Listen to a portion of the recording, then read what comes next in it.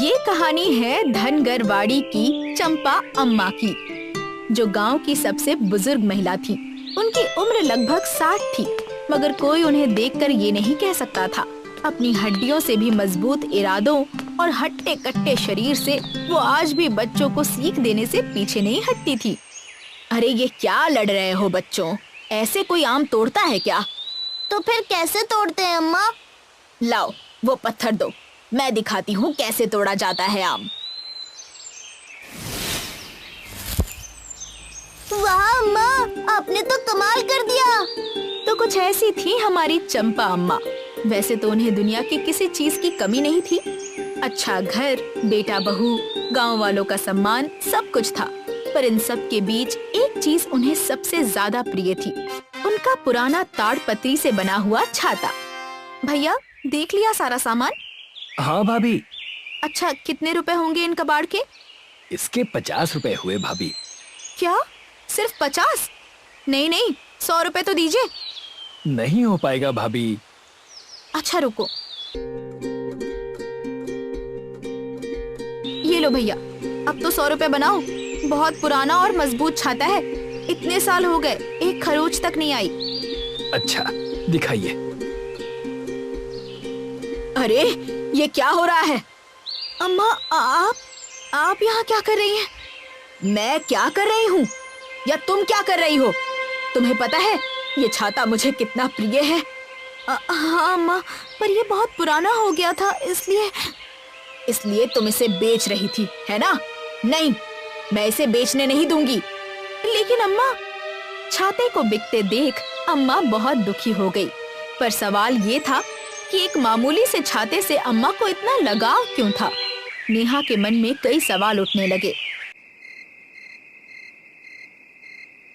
राहुल, एक बात पूछूं?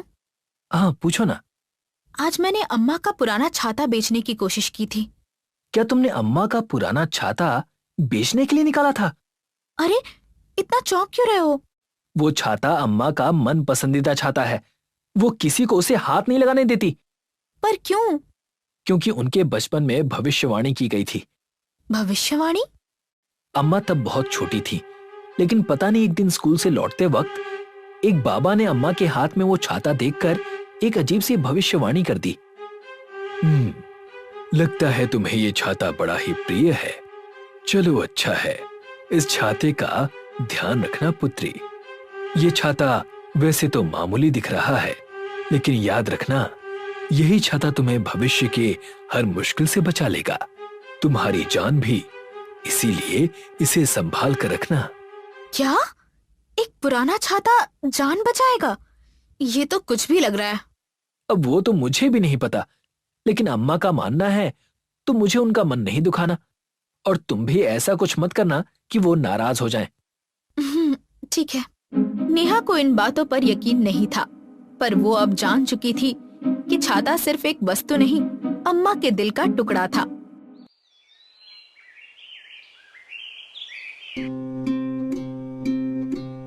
अम्मा, अरे बहू, आओ आओ, अंदर आओ। अम्मा, मैं आपसे माफी मांगना चाहती हूँ। माफी? किस बात की? मैंने आपके छाते को छू लिया, आपको नाराज किया। अरे वो बात तो मैं भूल ही गई, गलती हो जाती है बहू। और राहुल ने मुझे बताया कि आपको ये छाता क्यों प्रिय है। भले मुझे भविष्यवाणी जैसी चीजों पर विश्वास नहीं, लेकिन अगर आपको है तो मैं इस छाते को कुछ नहीं होने दूंगी। अम्मा की आंखें भर आईं। वो खुद को भाग्यशाली मानने लगी कि उन्हें इतनी समझदार बहू मिली। तेज बारिश हो रही थी। अचानक अम्मा को बेचैनी होने लगी।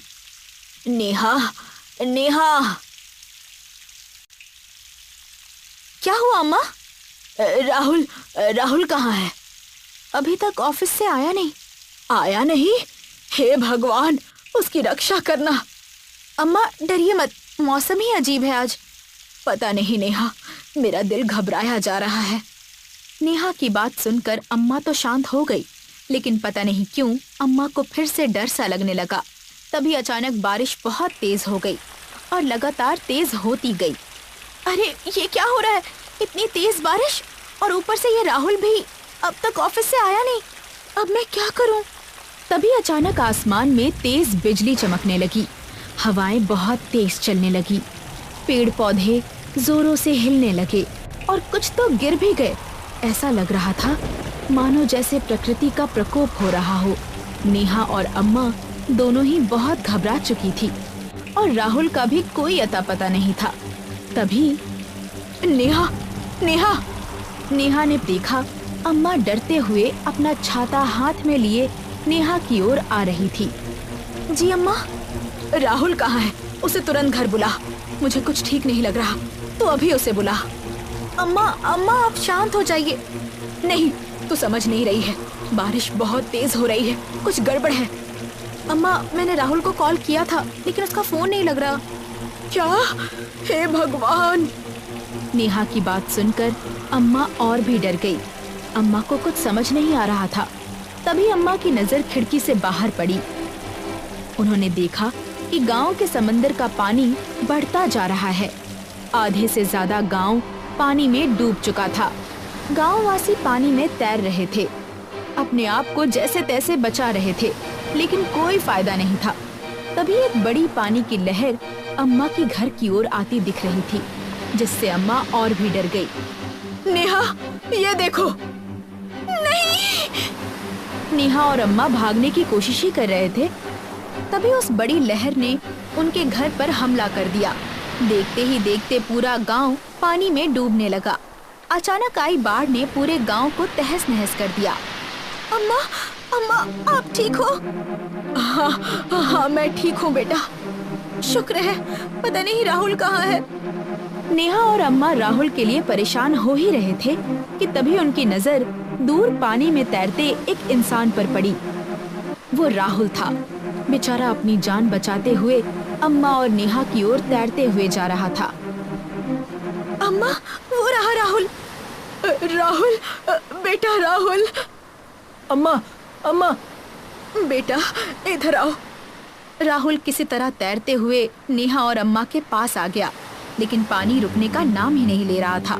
तभी नेहा, राहुल बेटा डरना मत, मैं हूँ ना। तभी अम्मा ने जैसे ही पानी से ऊपर अपना हाथ खींचा और अपना छाता खोला, एक चमत्कार हो गया। जैसे ही छाता खुला, वो अपने आप बहुत बड़ा हो गया। इतना बड़ा कि गांव के लोग एक एक करके उस पर चढ़ने लगे और पानी से बच गए। धीरे धीरे सब लोग धीरे धीरे चढ़ो, घबराओ मत। अम्मा अम्मा, क्या आप ठीक हैं? हाँ बेटा, अब सब ठीक है। आखिरकार अंत भला तो सब भला। उस जादुई छाते की वजह से पूरे गांव के लोग बच गए। देखा, मैंने कहा था ना, आखिरकार अम्मा का छाता ही काम आया। तो कुछ ऐसा था धनगरवाड़ी की अम्मा और उनके ताड़पत्री वाले छाते का किस्सा। दुनिया में हर जगह ईमानदार और बेईमान लोग रहते हैं। बहुत दूर देश में कंचनापुर नाम का एक गांव था। वहाँ भी रहने वाले कुछ लोग ईमानदार और कुछ लोग बेईमान थे। एक दिन गांव में साधुओं की एक टोली आई। सुनो सुनो सुनो, गांव वालों, 8 से 7 दिन बाद अमावस्या है और उसके 15 दिन बाद पूर्णिमा। आने वाली अमावस्या और पूर्णिमा के बीच किसी दिन गांव में बारिश होगी और ये कोई साधारण बारिश नहीं है, ये जादुई बारिश है। जिन ईमानदार लोगों के ऊपर इस बारिश का पानी पड़ेगा, उनका घर धन धान्य से भर जाएगा और जिन बेईमान लोगों पर ये वर्षा होगी, उन्हें हैजा, मलेरिया, डायरिया जैसी बीमारियां हो जाएंगी। साधु की बात सुनते ही पूरे गांव में हड़कंप मच गया। सारे ईमानदार लोग खुशी से नाचने लगे और सभी बेईमान लोग डर के मारे कांपने लगे। गांव में कल्लू नाम का एक दुकान वाला रहता था। कल्लू की गांव में सबसे बड़ी दुकान थी। उसकी दुकान पर हर चीज मिल जाती थी, लेकिन कल्लू हर सामान महंगा बेचता था। भैया एक टूथपेस्ट देना। लो 115 रुपए। लेकिन इसमें तो 100 रुपए लिखे हैं। लेना हो तो लो, वरना बाजार से ले आओ। बाजार जाने में किराया और समय खराब होता था, इसलिए मजबूरी में गांव के लोग कल्लू से ही सामान खरीद लेते थे। जब कल्लू को पता लगा कि गांव में जादुई बारिश होने वाली है, जिसमें भीगने पर बेईमान लोगों को हैजा, मलेरिया जैसे रोग हो जाएंगे तो कल्लू घबरा गया।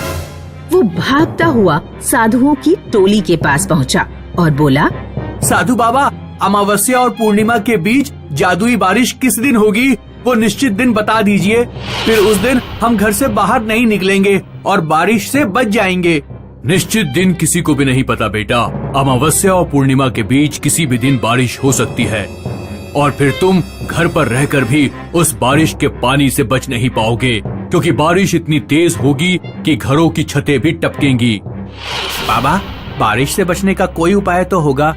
जादुई बारिश से बचने का उपाय है जादुई छतरी। जादुई छतरी? हाँ, लेकिन ये छतरी मिलेगी कहाँ? तुम्हारे गांव के सबसे ऊंची वाली पहाड़ी पर एक ऋषि तपस्या कर रहा है, उसी के पास तुम्हें छतरी मिलेगी। कल्लू और गांव के कुछ और बेईमान लोग सारा काम धंधा छोड़कर ऊंची पहाड़ी की ओर निकल पड़े। तुम क्या करते हो भैया? मैं सरसों का तेल बेचता हूँ। एक बार जादुई छतरी मिल जाए तो ये घटिया बारिश की आफत टले, फिर मैं सरसों के तेल में और मिलावट करूँगा। ठीक कहा भाई, अब जब इतनी ऊंची पहाड़ी पर जाने तक की मेहनत कर रहे हैं तो इसकी पूरी कीमत भी तो वसूलेंगे। भयानक धूप पड़ने लगी। प्यास के मारे एक आदमी का गला सूखा जा रहा था। उसे एक गड्ढे में पानी दिखाई देता है। वो रहा पानी, वो गंदा पानी है, उसे मत पियो। थोड़ी दूरी पर नदी पड़ेगी, उसका पानी पी लेना। मुझसे इंतजार नहीं हो पाएगा। आदमी गड्ढे का पानी पी लेता है। उसे डायरिया हो जाता है। लैट्रिन करते करते मेरी हालत खराब हो गई है, मुझसे नहीं चला जाएगा। तुम लोग जाओ, मुझे गांव लौटना पड़ेगा। अब 2 ही लोग बचे थे। वे पहाड़ी पर चढ़ाई शुरू करते हैं। चढ़ाई करते करते उन्हें रात हो जाती है। हमें रात कहीं रुककर बिता लेनी चाहिए। रात में सफर करना ठीक नहीं, रास्ते में सांप बिच्छू कुछ भी हो सकता है। दोनों लोग एक पेड़ के नीचे रात बिताने के लिए आसरा लेते हैं। रात में दोनों को बहुत मच्छर काटते हैं। कल्लू ने देखा कि पास में भैंस का गोबर पड़ा हुआ है। वो भैंस का गोबर अपने पूरे शरीर पर रगड़ लेता है। तुम भी गोबर अपने शरीर पर लगा लो, इससे कोई मच्छर नहीं काटेंगे। अरे मैं नहीं लगा रहा, एक रात की तो बात है बस। आदमी को पूरी रात मच्छरों ने काटा। अगले दिन उसे मलेरिया हो गया और उसका शरीर बुखार से तपने लगा। मुझे तो गांव लौटना पड़ेगा, तुम ही आगे जाओ। कल्लू आगे का सफर अकेले ही तय करता है। कई घंटे लगातार चढ़ते चढ़ते आखिरकार वो पहाड़ी की चोटी पर पहुंच जाता है। वह देखता है कि एक ऋषि तपस्या में लीन है। हे ऋषिवर, मेरे ऊपर कृपा करें, जादुई छतरी प्रदान कर जादुई बारिश से बचाएं। छतरी के लिए तुम्हें यहाँ तक की यात्रा करने की कोई जरूरत नहीं थी। बारिश बस प्रतीक है इस बात का कि जो भी जीवन में अनैतिक तरीके से कमाई करता है, उससे उसी के अनुसार फिर फल भी भुगतना पड़ता है। जब भी हम कोई बुरा कर्म करते हैं तो हम अपने अंतर मन की आवाज को अनसुना करते हैं। फिर यही मन हमें समय समय पर बताता रहता है कि हमें अपने बुरे कर्मों का फल मिलेगा। इसी से भय पैदा होता है। अभी ये संकल्प लो कि जीवन में कभी किसी के साथ धोखाधड़ी और बेईमानी नहीं करोगे। तुम्हारा ये संकल्प ही तुम्हें बारिश से बचाएगा। यही तुम्हारी जादुई छतरी है। तब कल्लू को अपनी भूल समझ में आती है। वह गांव लौटकर नैतिकता पूर्वक ईमानदारी से अपना जीवन बिताने लगता है। और फिर एक दिन गांव में जादुई बारिश होती है। कल्लू उसमें बहुत खुश होकर नहाता है। इस बारिश ने मेरे मन से अनैतिकता, लोभ और बेईमानी का जो मैल था उसे पूरी तरह साफ कर दिया है। शिवपुर गांव में रूपा अपने माता पिता के साथ रहती थी। रूपा के पिता भानु सिंह गेहूं की खेती किया करते थे। उनके घर एक बैल था जिसे वो लोग भोला कहकर बुलाते थे। रूपा भोला को अपने भाई की तरह प्यार करती थी। माँ, भोला के लिए चारा डाल दो, बेचारा कब से भूखा है। रूपा के पिता भगवान शिव के भक्त थे। वे रोजाना नहा धोकर सबसे पहले मंदिर जाते। मंदिर जाकर वे शिवलिंग पर जल चढ़ाते, प्रार्थना करते और शिवलिंग के सामने बैठकर कुछ देर ध्यान भी किया करते। गांव के कुछ लोग भानु सिंह की श्रद्धा का मजाक उड़ाया करते थे। अरे भानु सिंह, ये क्या औरतों की तरह रोजाना मंदिर भागते रहते हो और पागलों की तरह मूर्ति के सामने बैठे रहते हो? अरे हमारे साथ आओ, जुआ खेलो, बोतल पियो, कुछ मर्दों वाले काम करो। देखो धनु भाई, मैं मर्दों वाले काम किए बिना ही खुश हूँ। और रही बात पूजा पाठ की, तो मेरी भगवान शिव में बचपन से श्रद्धा है। यही श्रद्धा मुझे जिंदगी की चुनौतियों का सामना करने की शक्ति देती है। धनुराम को भगवान के प्रति भानु की अगाध श्रद्धा देखकर बहुत जलन होती थी। किसी न किसी दिन मैं इसका भगवान के प्रति विश्वास तुड़वा कर ही रहूंगा। मंदिर से लौटने के बाद भानु सिंह अपने बैल भोला के साथ खेत पर जुताई करने जाता था। रूपा भी साथ में जाती थी। रूपा के पिता जब खेत की जुताई करते तो रूपा भोला के ऊपर बैठ जाया करती थी। भोला बहुत मजबूत था। वो रूपा को अपनी पीठ पर बैठाकर भी आसानी से खेत की जुताई कर देता। दोपहर में रूपा की माँ खेत पर खाना लेकर आ जाया करती थी। रूपा, तू भी पिताजी के साथ खाने बैठ गई। इतनी देर से भोला की सवारी कर रही है। अब उसे जाकर थोड़ा पानी भी पिला दे, बेचारा प्यासा होगा। रूपा भोला को पानी पिलाने चली जाती है। रूपा बड़ी हो रही है, अब हमें उसकी शादी पर विचार करना चाहिए। मैंने ढोलकपुर गांव में एक लड़का देख रखा है। लड़के के पिता सरपंच हैं, बहुत ईमानदार आदमी हैं। लड़का भी बिल्कुल उन्हीं पर गया है। अगले दिन ढोलकपुर गांव के सरपंच भानु सिंह के घर आते हैं तो पूरे गांव में भानु सिंह की चर्चा होने लगी। सरपंच के परिवार को रूपा पसंद आ जाती है और वे लोग 4 महीने बाद शादी करने को कहकर वापस चले जाते हैं। 4 महीने में हम शादी की तैयारियां कैसे कर पाएंगे? फिक्र मत करो, कुछ ही दिनों में मैं और भोला मिलकर खेत की जुताई कर देंगे। 2-3 महीने में फसल कट जाएगी। फसल बेचकर पैसों का इंतजाम हो जाएगा। उधर धनुराम को जब पता लगता है कि शिव भक्त भानु सिंह की बेटी का विवाह ढोलकपुर गांव के मुखिया के घर से तय हो गया है तो जलन के कारण उसका खून खौल जाता है। भोला बैल को उस घर में सब लड़के की तरह प्यार करते हैं। उसका काम तमाम कर दूं तो इसकी भक्ति का भूत उतरेगा।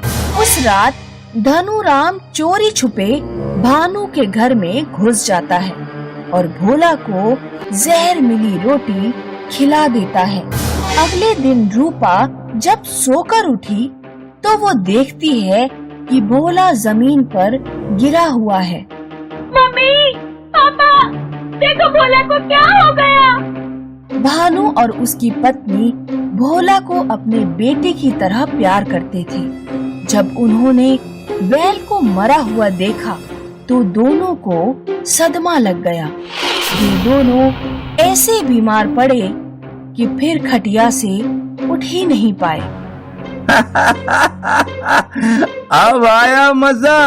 अब देखता हूँ कैसे मंदिर जाता है। अपने पिता के बीमार होने के कारण रूपा मंदिर जाती है और रो रो कर भगवान शिव से प्रार्थना करती है। रूपा को अपने पीछे किसी के घंटी बजाने की आवाज सुनाई देती है।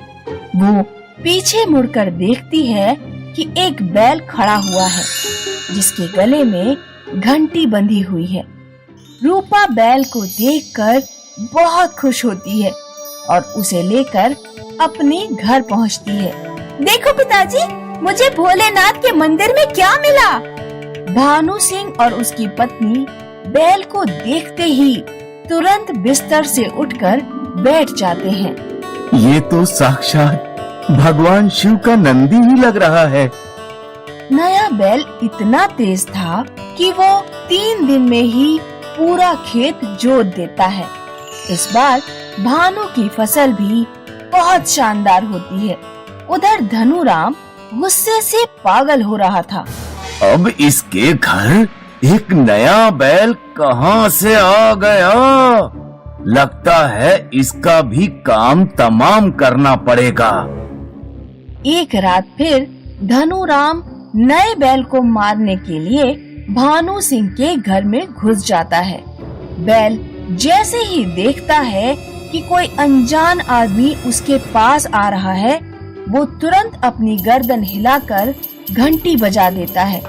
सोनिया वहाँ आ जाती है और धनुराम को पकड़कर उसकी खूब धुनाई करती है। पूरा गांव इकट्ठा हो जाता है। मुझे माफ कर दो भानु, भगवान के प्रति तुम्हारी श्रद्धा देखकर मैं ईर्ष्या से पागल हो गया था। तुम्हारे भोला को मैंने ही मारा था, लेकिन अब मैंने अपने कर्मों का फल भुगत लिया। मैं समझ गया कि मेरे बुरा चाहने से किसी का बुरा नहीं हो सकता, होता वही है जो भगवान चाहता है। इस बार मैं तुझे माफ कर देता हूँ, लेकिन ऐसी गलती दोबारा मत करना। तुम्हारा दिल बहुत बड़ा है भानु सिंह।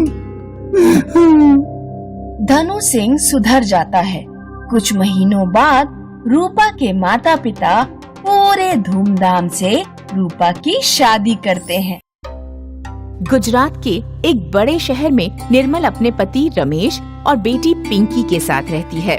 पिंकी की उम्र शादी के लायक हो गई है, लेकिन रमेश शराब पीता है। लेकिन सबसे ज्यादा वो सट्टा लगाता है और जुआ खेलता है, इसलिए वो बहुत गरीब हैं और पिंकी की शादी अब तक नहीं हुई है। निर्मल मजदूरी करके अपना घर चलाती है। निर्मल सुबह काम पर जाने के लिए निकली, तभी उसका शराबी पति उसे रोकता है। जाने से पहले मुझे 100 रुपए दे जाना। मेरे पास पैसे नहीं हैं। रोजाना कमाती है और मुझे पैसे नहीं देती। दिन भर में 100 रुपए ही कमा पाती हूँ, उसमें तुम्हें खिलाऊं या पिलाऊं? पति परमेश्वर होता है, उसकी पूजा करना हर नारी का धर्म है। मेरे पास पैसे नहीं हैं और अब मैं पूजा भी नहीं कर सकती। तेरी इतनी हिम्मत कि तू मुझसे ऐसे बात करे? अभी बताता हूँ तुझे। रमेश निर्मल की पिटाई करने के लिए एक डंडा लाता है, तभी पिंकी बीच में आ जाती है। पापा, आप नशे में इतने पागल हो गए हैं कि माँ पर हाथ उठा रहे हैं, और वो भी उस माँ पर जो आपको कमा कर खिलाती है। ओ अच्छा, मतलब कि तुम माँ बेटी एक साथ हो और तू अब इतनी बड़ी हो गई कि अपने बाप से जबान लड़ाएगी। आज तू भी पिटेगी। माफ कर दो, बच्ची है। माफ किया, लेकिन सिर्फ शाम तक के लिए, और आज से ये भी तेरे साथ काम पर जाएगी। इससे घर की आमदनी डबल हो जाएगी। हाँ, डबल आमदनी से तेरी शराब का बजट बढ़ जाएगा। निर्मल अपनी बेटी पिंकी को भी काम पर ले जाती है। दोनों माँ बेटी पत्थर ढोने का काम कर रही हैं। तभी चारों तरफ से बादल घिर आते हैं। लग रहा है बारिश का मौसम शुरू हो रहा है और अब 3-4 महीने तक काम अच्छा नहीं चलेगा। मैंने तुम्हारी शादी के लिए कुछ पैसे बचा कर रखे हैं। इस बारिश के मौसम में जो भी काम मिलेगा उससे बचत करके मैं तेरी शादी करवा दूंगी और तेरा इस शराबी बाप से पीछा छूट जाएगा। निर्मल पिंकी को ये सब बता रही है, तभी बादल बरसने लगे और बहुत तेज बारिश शुरू हो गई। सभी मजदूर एक तरफ हटने लगे और छाता लगाकर उनका ठेकेदार आया और बोला, अरे मूर्खों, ये बारिश है और बारिश में पानी गिरता है। इस पानी से तुम गलोगे नहीं, इसलिए समय बर्बाद मत करो और चुपचाप काम पर लग जाओ। अंकल, हम भी इंसान ही हैं, बीमार पड़ जाएंगे, कुछ तो रहम करो। थोड़ा तमीज से बात कर गरीब लड़की। अगर पूरे पैसे चाहिए तो बारिश में भी काम करना होगा, वरना आज के 100 रुपए में से आधे पैसे कट जाएंगे। ठेकेदार अपना हिटलर वाला फरमान सुनाकर चला जाता है और वो लोग काम पर लग जाते हैं। बारिश भी खूब जमकर बरसती है और नतीजा ये होता है कि पिंकी और निर्मल दोनों की ही तबीयत खराब हो जाती है। पिंकी बेटा, अब हमें घर चलना चाहिए क्योंकि तबीयत खराब होती ही जा रही है और बारिश रुकने का नाम ही नहीं ले रही। हाँ माँ, चलो अब चलते हैं। लेकिन माँ, ठेकेदार आज के पैसे नहीं देगा तो आज खाएंगे क्या? हाँ बेटी, हम गरीब लोग तो रोज कमा कर ही खाते हैं, लेकिन फिक्र मत कर, भगवान कोई न कोई रास्ता निकाल ही देंगे। दोनों माँ बेटी जैसे तैसे बारिश में घर पहुँचती हैं। दोनों माँ बेटी घर जाकर देखती हैं कि रमेश की ज्यादा हालत खराब है और वो खून की उल्टियाँ कर रहा है। पापा, क्या हुआ आपको? बारिश है, हॉस्पिटल लेकर कैसे चले? मैं हॉस्पिटल नहीं जाऊंगा क्योंकि हमारे पास तो पैसे नहीं हैं। पापा, माँ ने कुछ पैसे मेरी शादी के लिए बचा कर रखे हैं, हम उनसे आपका इलाज कराएंगे। पापा, आप ज्यादा मत सोचो। हाँ, अब जल्दी से चलो। माँ, लेकिन इस समय तो बाहर कोई रिक्शा भी नहीं है, हम दोनों इन्हें अपने हाथों पर उठा कर ले चलेंगे। निर्मल और पिंकी रमेश को अपने हाथों पर उठाकर बारिश में हॉस्पिटल ले जाती हैं।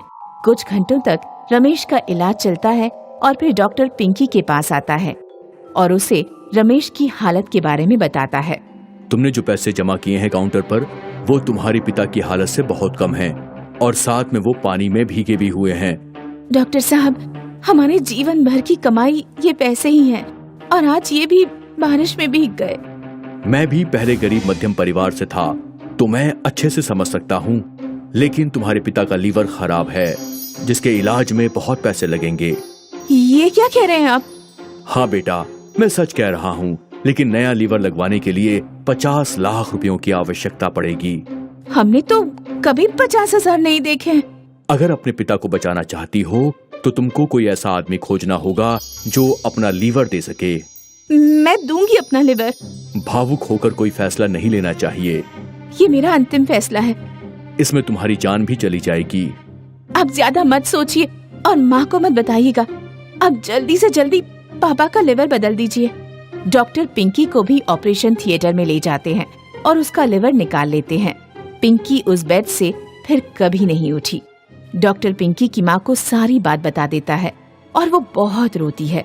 अगले दिन रमेश को भी होश आ जाता है और जब वो पिंकी के बारे में पूछता है तो निर्मल रोते हुए उसे सब बता देती है।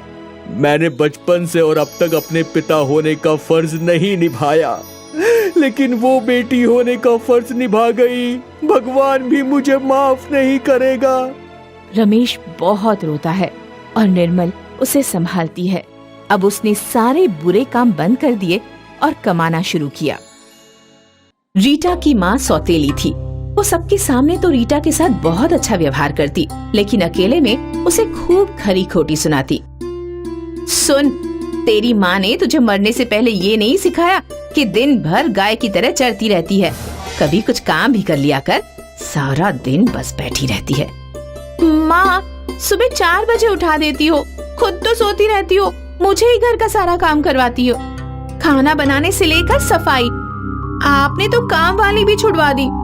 मैं पिताजी से बात करूंगी कि आप सबके सामने कुछ और पीछे कुछ और हो। हाँ हाँ, जा बता दे। मैं तो कहती हूँ कुछ ऊपर से भी लगा कर बता देना कि मारती हूँ, पीटती हूँ, लेकिन ये सोच लेना तेरी तो हो गई शादी की उम्र, लेकिन पीछे जो तेरा छोटा भाई है ना, उसकी पढ़ाई लिखाई पर ठप्पा बैठ जाएगा, समझी? रीटा बस इसी बात से डरा करती थी कि उसके छोटे भाई की पढ़ाई उसकी सौतेली माँ छुड़वा ना दे, क्योंकि उसकी असली माँ हमेशा अपने बच्चों को अच्छे से अच्छा पढ़ाना चाहती थी। देखो माँ, सब करना, लेकिन मेरे भाई की पढ़ाई मत छुड़वाना। मैं किसी से कुछ नहीं कहूँगी, वादा करती हूँ।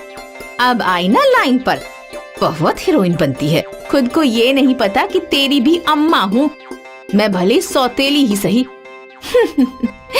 अब जाकर जितने धुले बर्तन हैं सबको कपड़े से पोंछकर सुखा दे और सजा दे। रीटा की सौतेली माँ एक बार पार्क में वॉक कर रही थी कि उसका भाई उसके पास आता है। अरे क्या बताऊं बहन, हम लोगों के हाथ में लॉटरी लग गई। पता है, तेरी सौतेली बेटी रीटा के लिए एक रिश्ता आया है। वो लोग बहुत अमीर हैं, लेकिन लड़का नालायक है, ना काम करता है ना धाम, बस सारा दिन घर पर दारू पीकर जुआ खेलता है। अरे तो खेलने दे जुआ, ये बता अपना फायदा क्या है उसमें? अब नालायक बेटे की शादी के लिए वो 5 लाख रुपए दे रहे हैं। बस लड़की अच्छी चाहिए, हम लोगों को क्या है, हम तो शादी करा देंगे चुपचाप और पैसे ले लेंगे, फिर ऐश ही ऐश है। सौतेली माँ को क्या चाहिए? पैसे, फिर चाहे बेटी का जो हाल हो। और वो तो सोचती है कि चलो अच्छा ही होगा कि बला टलेगी। वो पैसे लेकर रीटा की शादी सुनील से करवा देती है। तेरी माँ तो सौतेली थी, लेकिन सुना तुझसे बहुत प्यार करती थी। देखा विदाई में कैसे रो रही थी, लेकिन एक बात समझ नहीं आई, उसने पैसे के लिए तेरी शादी नालायक लड़के से क्यों कराई? कैसी बात कर रही हैं आप? प्लीज उन्हें नालायक ना बोलिए। आपने माँ को कितने पैसे दिए थे? 5 लाख रुपए पूरे कैश। तेरी सौतेली माँ और सौतेला मामा आकर ले गए थे। रीटा सास की बात सुनकर अगले दिन मायके जाती है, जहाँ सौतेली माँ नोट गिन रही होती है। रीटा माँ से पैसे उठा लेती है और माँ को जोर से चिल्लाती है, शर्म आनी चाहिए आपको। एक बेरोजगार शराब पीने वाले लड़के से आपने मेरी शादी करवा दी, बस इन चंद पैसों के लिए। ये भी नहीं सोचा कि मैं सारी जिंदगी कैसे गुजर बसर करूंगी। शादी से पहले सौतेली माँ का दुख झेला और अब शादी के बाद पति का दुख झेलूं। चल चल पैसे यहाँ दे, नहीं तो तू जानती है ना, तेरे भाई को घर में बैठा दूंगी।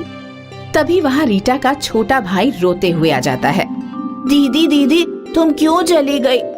ये ज़ारा तुम्हारा काम मुझसे करवाती है, और तो और देखो पोछा लगा लगा कर मेरा हाथ कैसा हो गया है। रीटा भाई की हालत देखकर इमोशनल हो जाती है।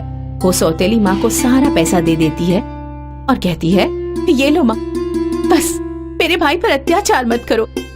पिताजी दूसरे शहर रहते हैं, यहाँ सिर्फ यही तो है आपके पास, इससे भी आप परेशान करके रखती हो।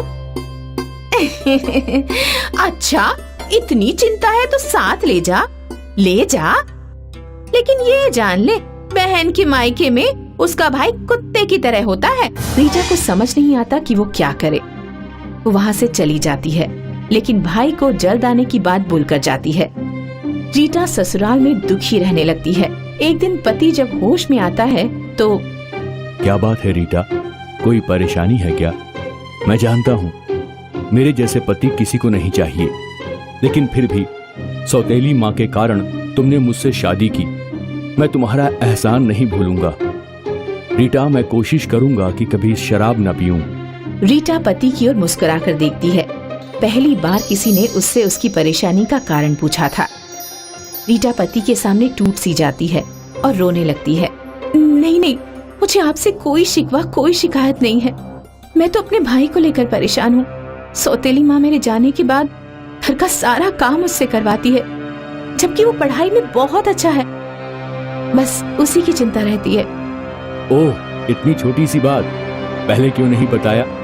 हम लोगों का नैनीताल में स्कूल है। मैं अभी प्रिंसिपल को बोलकर वहाँ एडमिशन हॉस्टल में रहने खाने पढ़ाई की व्यवस्था करा देता हूँ। रीटा पति की बात सुनकर खुश हो जाती है। जल्दी ही रीटा के भाई का नैनीताल के स्कूल में एडमिशन हो जाता है। भाई बहन दोनों खुशी खुशी रह रहे होते हैं। पति भी शराब पीना बंद कर देता है। लेकिन एक रोज रीटा के ससुर उसके पास आते हैं। बेटा रीटा, तेरे आने के बाद सुनील काफी सुधर गया है। वो अब पीता भी नहीं है, लेकिन मेरी बस एक चिंता है कि वो कोई काम नहीं करता। हम लोगों का इतना बड़ा बिजनेस है, वो अगर काम नहीं करेगा तो एक दिन सब खत्म हो जाएगा। अब इसका इलाज भी तू कर दे। रीटा कुछ सोचती है, फिर पिताजी मैं आपको जैसा कहती हूँ आप इनसे वैसा ही बोलिएगा, हो सकता है ये आइडिया काम कर जाए।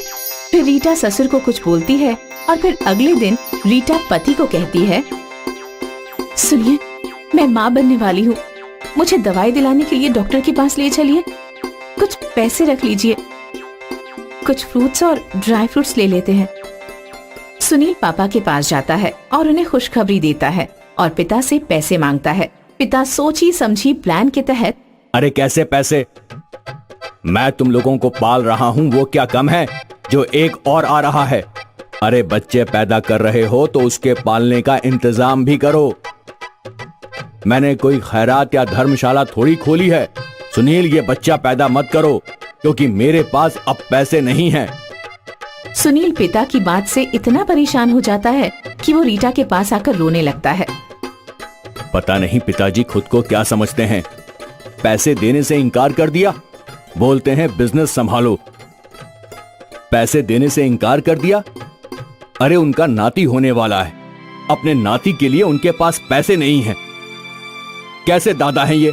और मुझे बोलते हैं कि बिजनेस संभालो वरना बच्चे मत पैदा करो।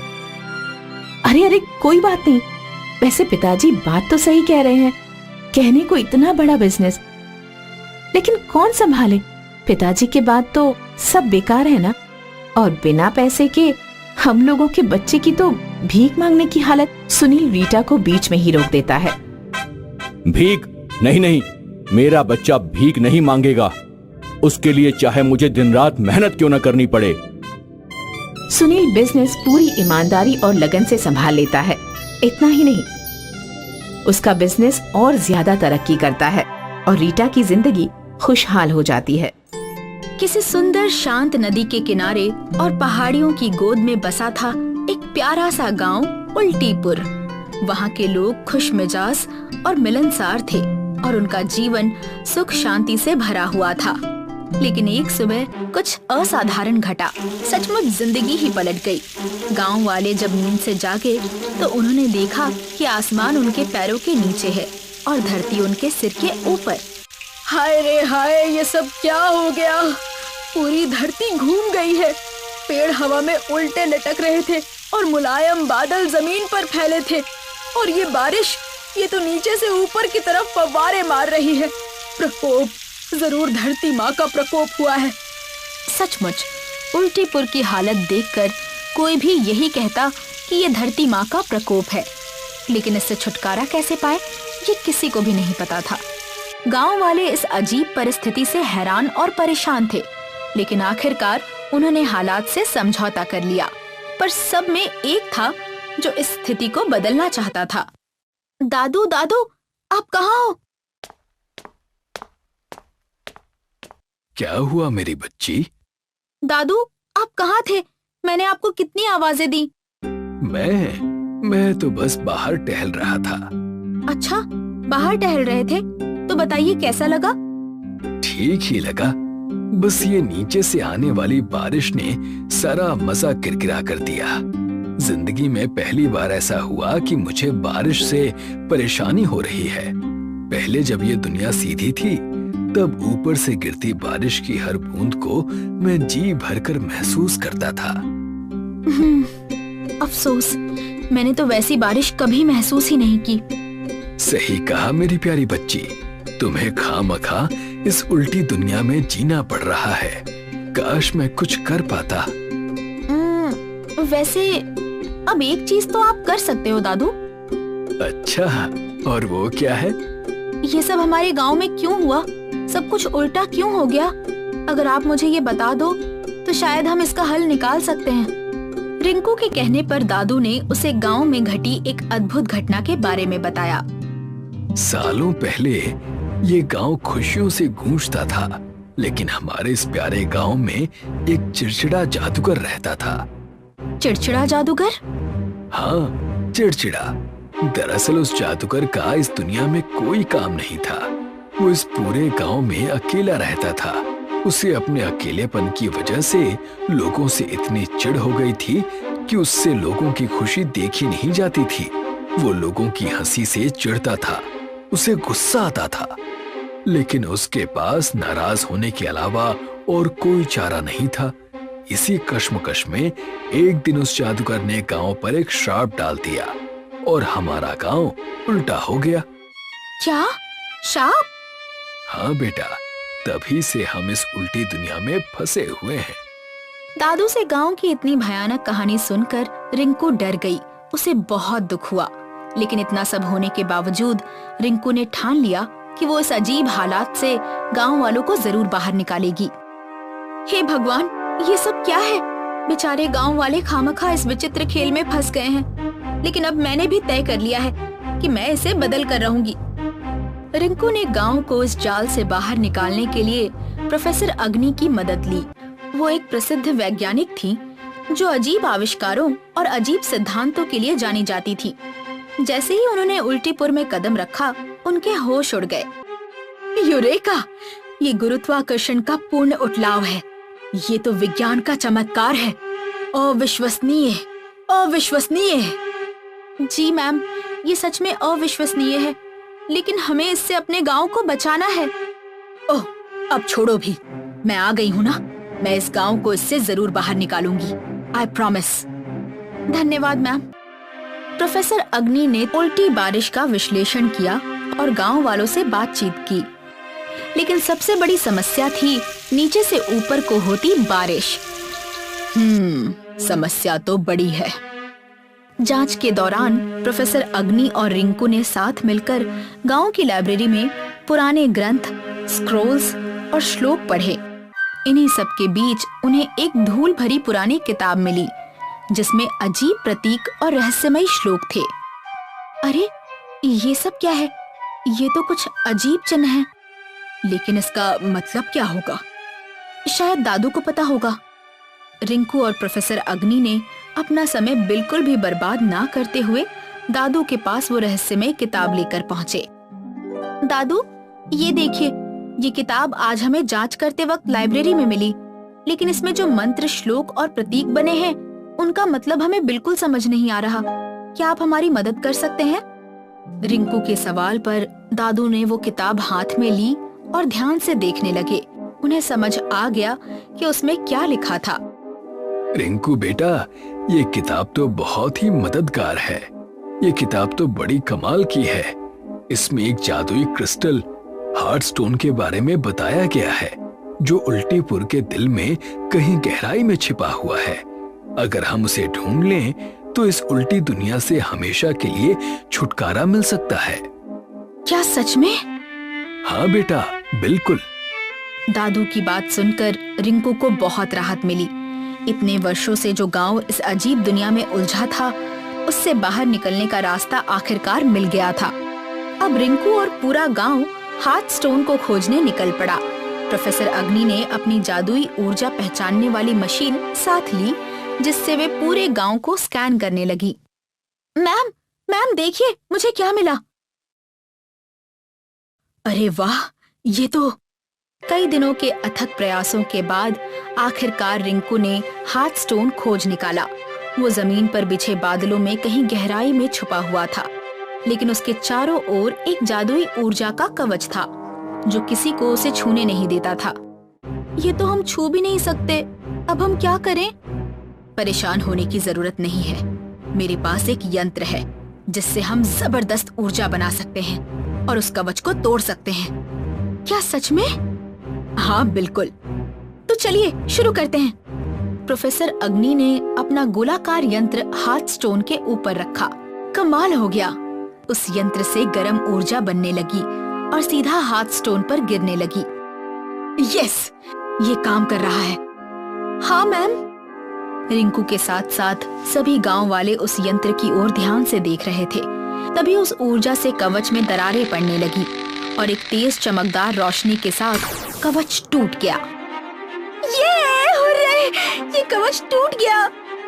जैसे ही कवच टूटा, रिंकू ने हार्ट स्टोन अपने हाथ में उठा लिया।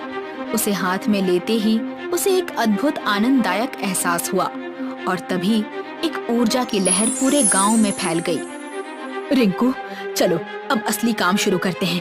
ये स्टोन तो अब तुम्हारे हाथ में है। इसे खोलो और इसमें दिए गए मंत्रों का उच्चारण शुरू करो। फिर देखना, तुम्हारा गांव इस उल्टी दुनिया से मुक्त हो जाएगा। ओम मुक्ते नमः, ओम मुक्तिये नमः, ओम मुक्तिये नमः। जैसे ही रिंकू ने मंत्र पढ़ना शुरू किया, गांव वालों के भीतर एक रक्षा कवच निर्मित हुआ और उसके तुरंत बाद पूरा गांव जैसे घड़ी की सुई की तरह घूमने लगा। आश्चर्यजनक घटना घटी। जमीन अपनी जगह पर आ गई, आसमान ऊपर चला गया और सब कुछ पहले जैसा हो गया। हमने कर दिखाया, हमने कर दिखाया। हमारा गांव मुक्त हो गया। दादू, हमारा गांव मुक्त हो गया। हाँ बेटा, हाँ मेरी बच्ची, तुमने सच में कर दिखाया। सच्ची एकता, साहस और मुस्कान किसी भी मुसीबत को हराने के लिए सबसे बड़ा हथियार है। जब हम साथ हंसते हैं, तब हम साथ बढ़ते हैं।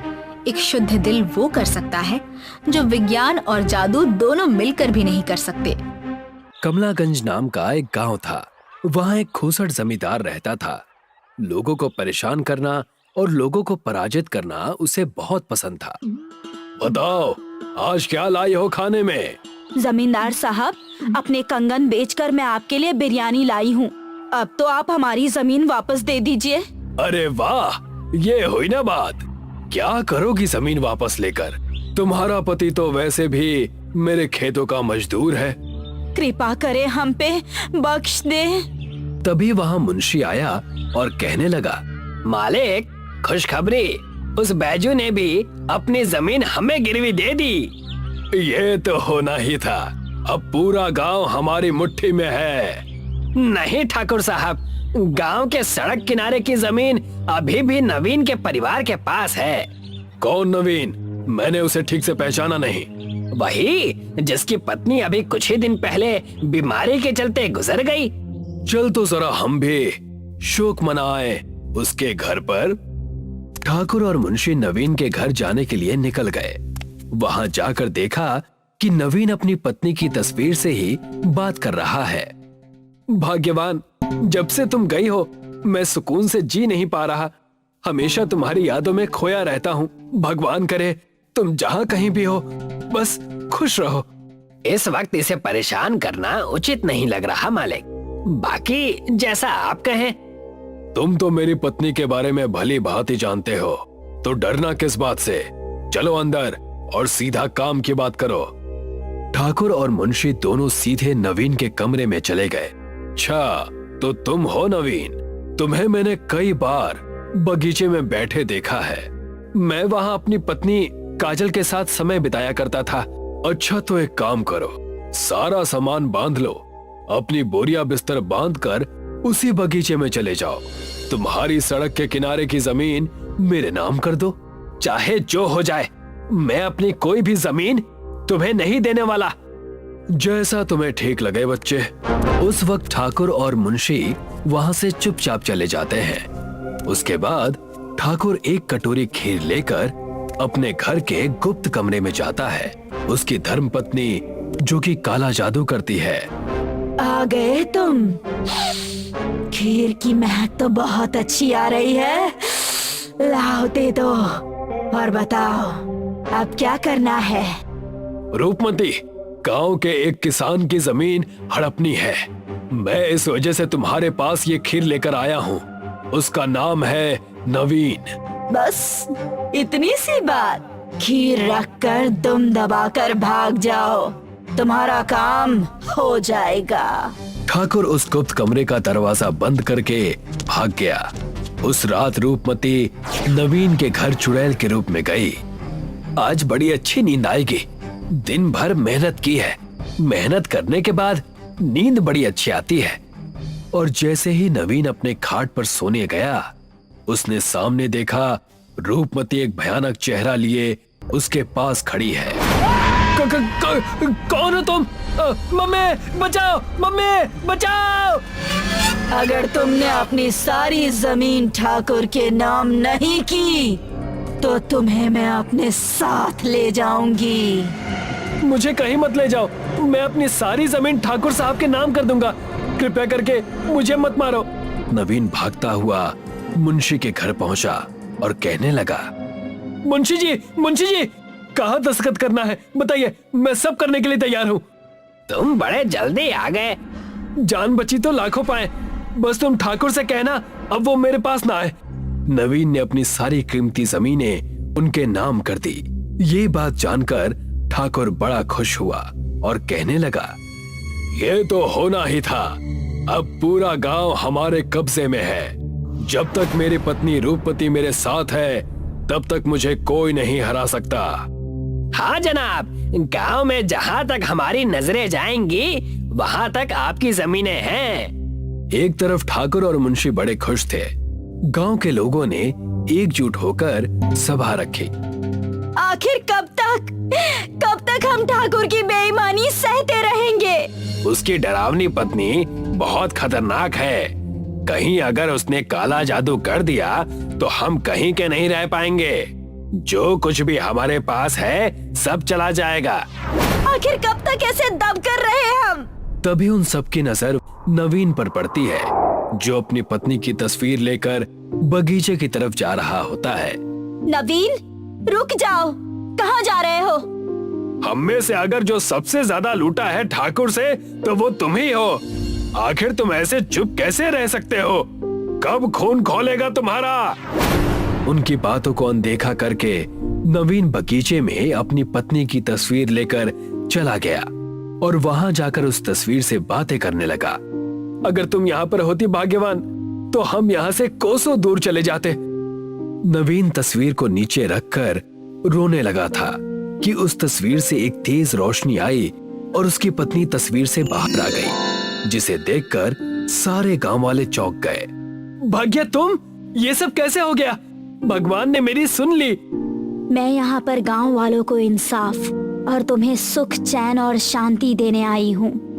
आखिर तुम्हें उस ठाकुर के करतूतों के बारे में पता चल ही गया। पता कैसे न चलता, मुझे तुम अपनी हर चीज बताते जो थे। तुम्हारी और गांव वालों की सबकी जमीनें हम उस ठाकुर और उसकी चुड़ैल बीवी से वापस ले लेंगे। भाग्य के इतना कहते ही सारे मिलकर ठाकुर के घर के सामने गए। ठाकुर, तुम्हारी और तुम्हारी उस चुड़ैल पत्नी की खैर नहीं, बाहर निकलो। गांव वालों के गुस्से को देख मुंशी ठाकुर से कहने लगा, अब सारे गांव वाले एकजुट होकर कहीं हमें मारने तो नहीं आए? ये तुम कैसी बहकी बातें कर रहे हो? चलो चलकर देखें तो। उन्होंने देखा कि नवीन अपनी पत्नी, जो तस्वीर से निकल चुकी है, उसके साथ लोगों के बीचों बीच खड़ी है। तुम आगे चलो, मैं अभी रूपमती को लेकर आया।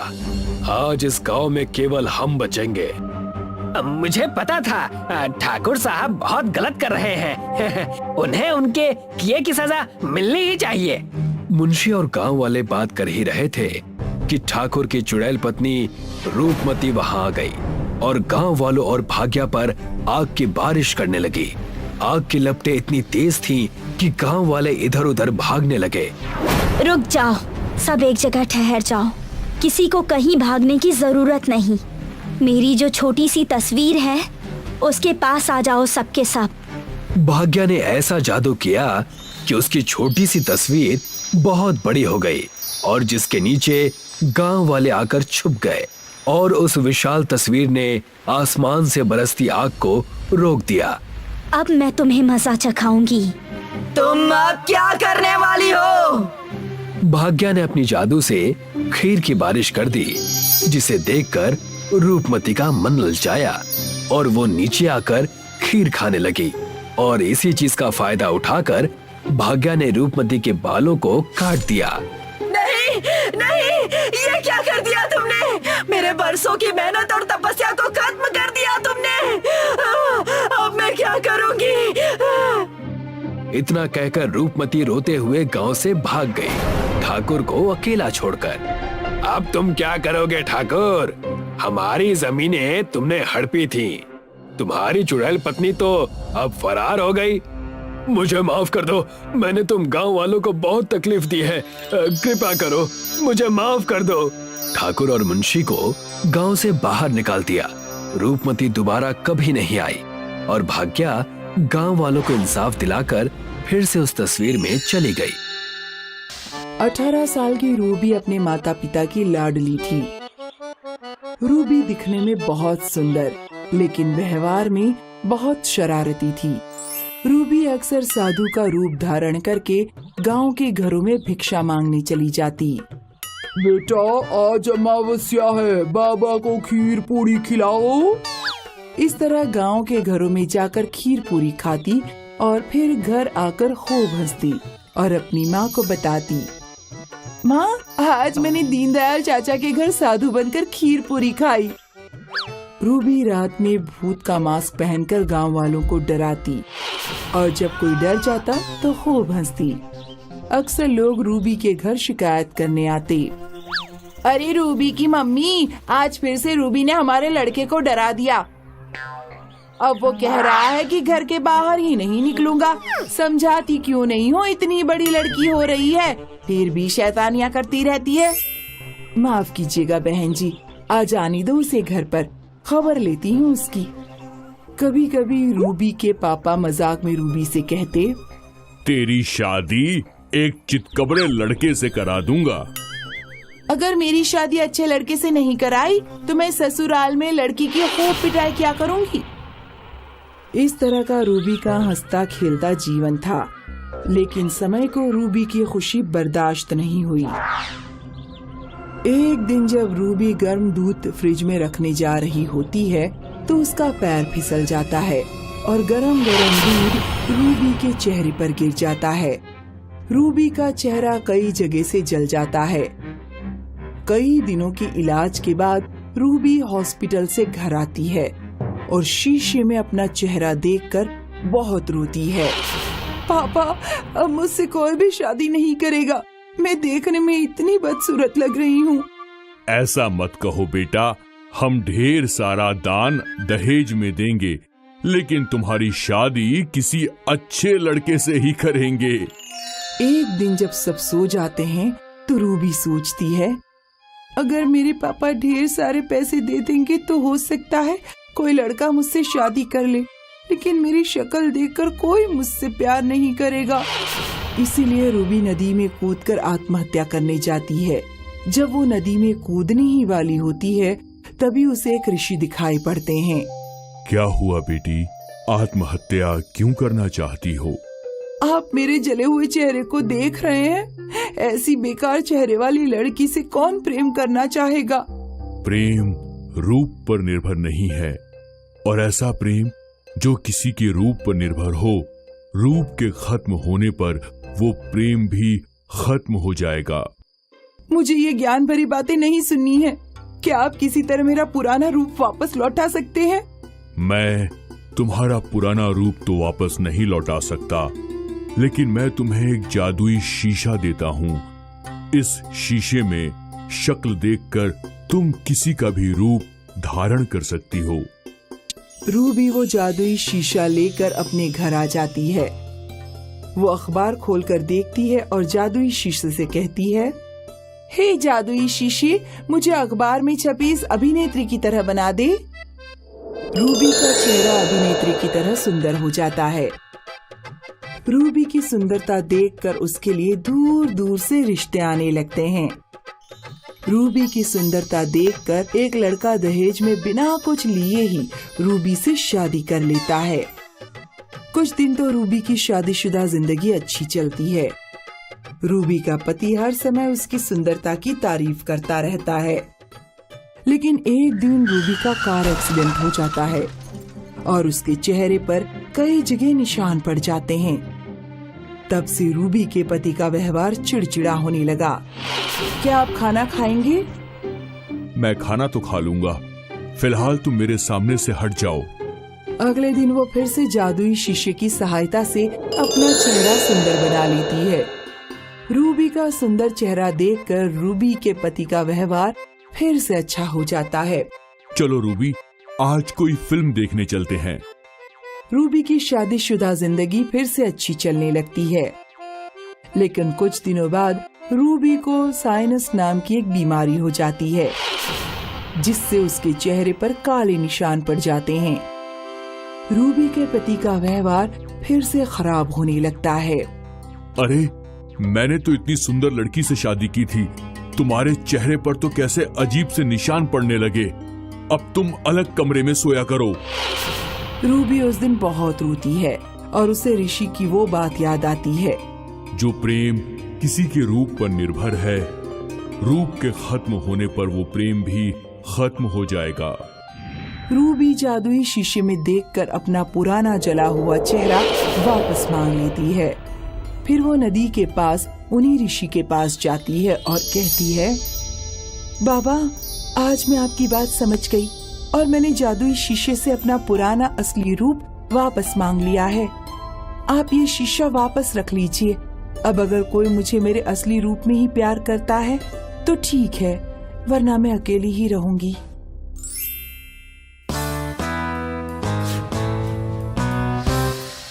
एक गांव में बबलू नाम का एक लड़का रहता था। बबलू अनाथ था।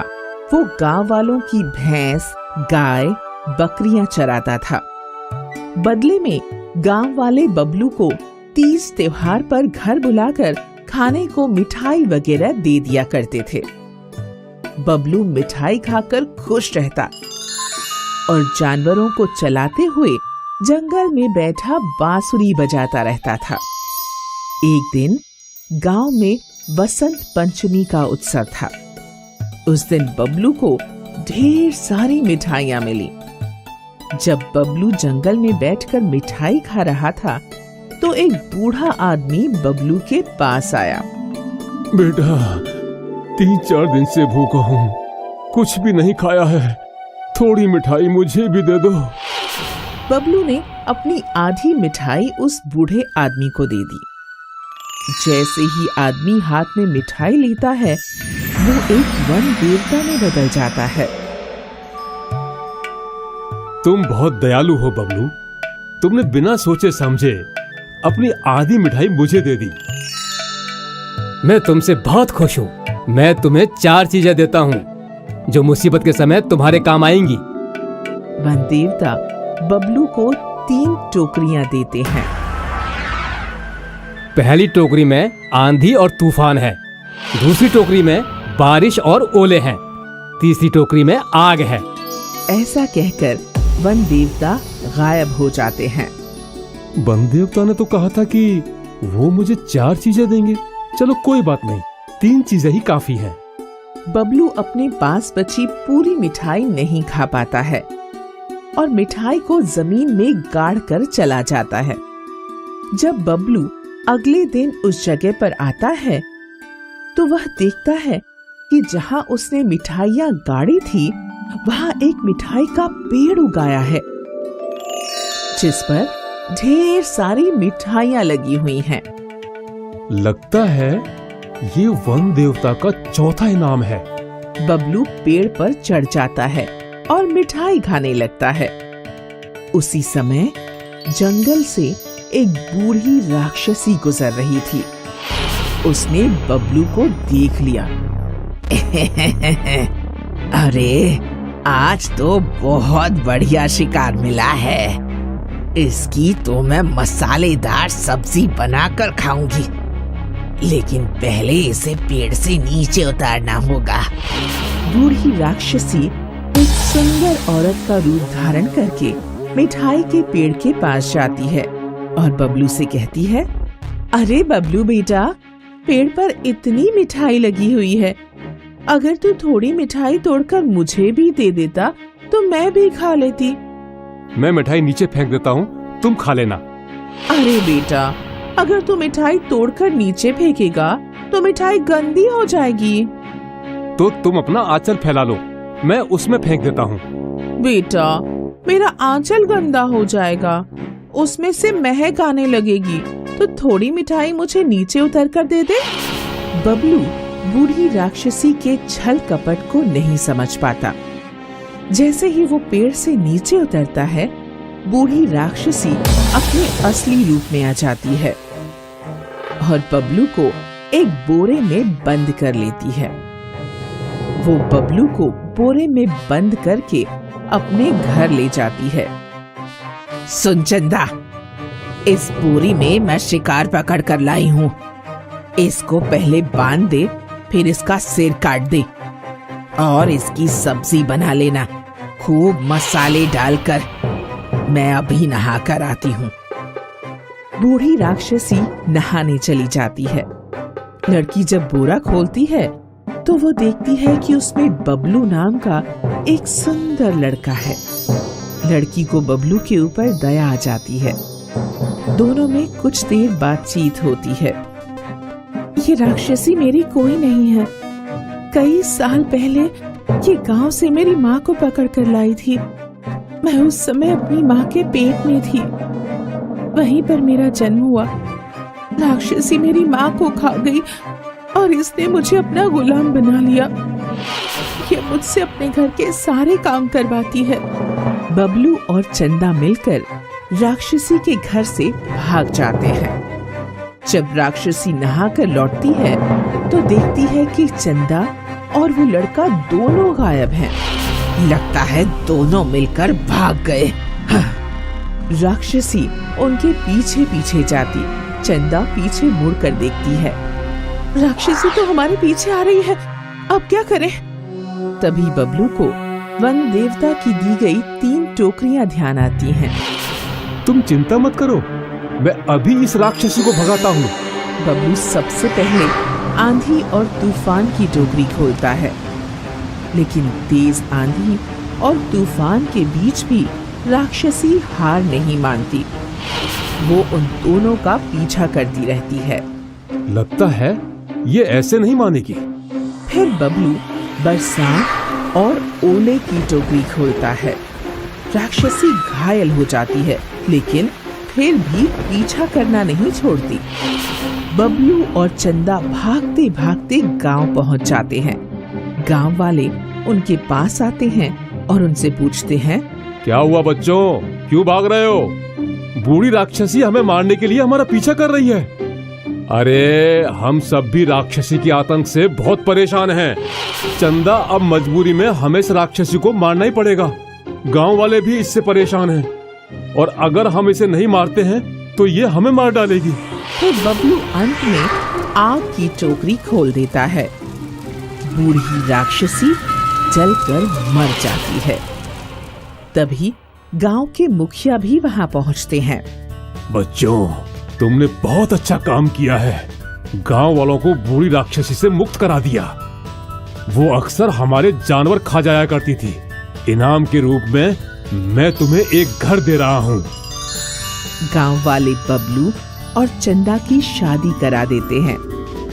फिर बबलू और चंदा घर बसाकर खुशी खुशी रहने लगते हैं। रायपुर के बड़े से शहर में एक छोटा सा हंसता खेलता परिवार था, दुबे परिवार। किसान दुबे वैसे तो एक किसान था, पर शहर में वो एक प्लम्बर का काम किया करता था। किसान अक्सर अपनी पत्नी को बोला करता था, जब हमारी सारी जिम्मेदारी खत्म हो जाएगी, काजल, पलक और पायल की शादियां हो जाएंगी, तब हम दोनों गांव में जाकर गन्ने की खेती करेंगे। हाँ, क्यों नहीं। वैसे भी सासू माँ चाहती हैं कि मैं गांव आऊं और उनकी सेवा करूं। अब उसमें माँ की क्या गलती? हर सास चाहती है कि उसकी बहू उसकी सेवा करे। मैंने कब मना किया है? अब जब भी वो शहर आती हैं तो मैं उनकी सेवा करती ही हूँ ना। हाँ हाँ, मैंने कहाँ कुछ बोला। तुझे बड़ी हंसी आ रही है। कुछ सालों में तेरी शादी हो जाएगी ना, तो तुझे समझ आएगा कि सास क्या होती है। अरे माँ, मैंने कहाँ कुछ बोला। मैं तेरी माँ हूँ, तू मेरी नहीं, समझी? तुम बाप बेटियों की तो हंसी समझ ही नहीं आती मुझे। अरे राधा, तू बेफिजूल ही काजल पर बरस रही है। अब तेरी सास ही ऐसी है तो उसमें उस बेचारी की क्या गलती? गलती तो सारी मेरी ही है ना। तुम ही मुझे शहर ले आए थे। अगर मैं गांव में होती तो अपनी सास की सेवा कर रही होती ना। अब रहने भी दे ये सब। तू जब देखो ये सब लेकर बैठ जाती है। अच्छा सुन, कल तू और मैं सोनार के पास जाएंगे। क्यों जी, आप मेरे लिए कोई हार बना रहे हैं क्या? तेरे लिए नहीं, काजल के लिए। अभी तूने ही बोला ना, कुछ सालों में इसकी शादी होगी, तो शादी के लिए गहने अभी से बनाने होंगे ना। ठीक है, किसी के लिए भी सोना बने, कम से कम बने तो। अगले दिन राधा और किशन दोनों ने काजल के लिए एक सोने का हार खरीद दिया। आज दुबे परिवार बहुत खुश था। धीरे धीरे उनके सारे सपने सच हो रहे थे। एक दिन की बात है, किशन रोज की तरह अपने काम से घर लौट रहा था। तभी उसके मोबाइल पर राधा का कॉल आया। अरे जी, अगर आप निकल गए हो तो आते आते जलेबी ले आना। बच्चों को भी जलेबी खाने का बड़ा मन हो रहा था। ऐसे सीधे सीधे क्यों नहीं बोलती कि तुमको जलेबी खानी है? वैसे भी मैं ले आऊंगा। बच्चों का नाम क्यों ले रही हो? तो ले आइए, आपको तो सब कुछ पता है। किशन फोन पर बातें करते करते रोड क्रॉस कर ही रहा था कि उसका ध्यान रोड से ज्यादा फोन में था। ये हंसी किशन की जिंदगी की आखिरी हंसी बन गई थी। एक ट्रक तेजी से किशन की ओर बढ़ा और उसे कुचल दिया। दुबे परिवार की सारी खुशियां छीन ली।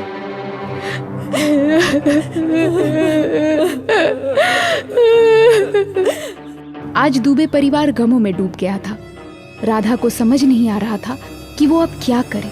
वो शहर में क्या काम कर सकती थी, उसे कुछ समझ नहीं आ रहा था। ना उनका शहर में खुद का घर था, और तो और उस पर अब 3 बेटियों की शादी की जिम्मेदारी। काफी सोचने के बाद राधा ने ये निर्णय लिया कि वो लोग गांव वापस लौट जाएंगे। लेकिन हम गांव में करेंगे क्या? हमारी सारी पुश्तें किसान थी, तो हम भी वही करेंगे। दुबे परिवार के पास और कोई उपाय नहीं था। वो वापस अपने गांव लौट गए। गांव लौटते ही राधा की सास उसे खरी खोटी सुनाने लगी। मैं ना कहती थी गांव लौट आ, तब तूने मेरी एक ना सुनी। अब जब मेरा बेटा किशन नहीं रहा तो तुझे गांव दिख रहा है। अब क्या करूं माँ जी, कैसे इन 3 बेटियों के साथ शहर में रहती। अच्छा किया, कम से कम अब तो तुझे अक्ल आ गई। राधा अपनी सास के घर रहने लगी। कई दिन बीत गए थे। उसे अब कुछ न कुछ करने की जरूरत थी। माँ जी, अब कुछ ना कुछ तो करना ही पड़ेगा। कुछ सालों में इन तीनों की शादी भी करानी है। हाँ, एक काम करते हैं, हमारे जो गन्ने के खेत हैं वहाँ गन्ने की फसल उगाते हैं। सालों से वहाँ किसी ने फसल नहीं उगाई, पर हम कोशिश तो कर सकते हैं ना। हाँ, कर तो सकते हैं, पर क्या वो खेत अब तक उपजाऊ है? अब ये तो मेहनत करके ही पता चलेगा कि उपजाऊ है या बंजर। भगवान जी की कृपा रही तो फसल भी अच्छी होएगी। पहले कोशिश तो कर लें। ठीक है माँ जी। अगले दिन राधा, उसकी सास और 3 बेटियां खेत पहुंचे। खेत में बहुत कचरा था। वो सब मिलकर सफाई करने लगे। मट्टी थोड़ी सख्त है माँ जी। हाँ, पानी की नहर बनानी पड़ेगी। बहुत मेहनत करनी पड़ेगी बहू। कोई बात नहीं दादी माँ, हम सब मिलकर मेहनत करेंगे। सभी ने नहर की खुदाई शुरू कर दी। काजल, पायल और पलक तीनों बारी बारी खुदाई कर रहे थे। अगले कई दिन तक नहर का काम चलता रहा। फिर नदी से उनके खेत तक पानी आ गया। दुबे परिवार के चेहरे पर इतने दिनों बाद आज मुस्कान लौटी थी। माँ, अब हमारे खेत में गन्ने उगेंगे ना? हाँ पायल। सभी औरतों ने मिलकर बुआई की और खेती के सारे काम आपस में बांट लिए। लगभग 10 महीने बीत गए। माँ, कब आएंगे हमारे खेत में गन्ने? आ जाएंगे बेटा। पर माँ, आसपास के सभी खेतों में गन्ने आ चुके हैं। अब बस हमारे ही खेत में गन्ने नहीं हैं। क्या हमारे खेत में गन्ने नहीं उगेंगे? क्या हमारा खेत बंजर हो गया है?